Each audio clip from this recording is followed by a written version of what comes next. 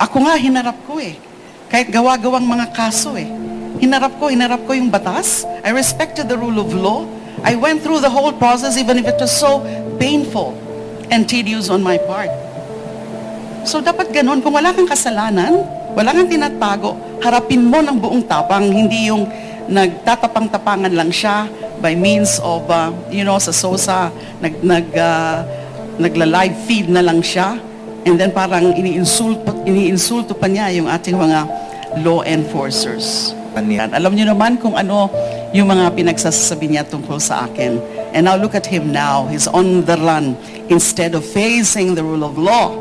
So siguro naman na-realize na niya kung gaano ka mali, yung mga mali na mga nasabi niya tungkol sa akin at saka yung mga ginawa niya sa akin.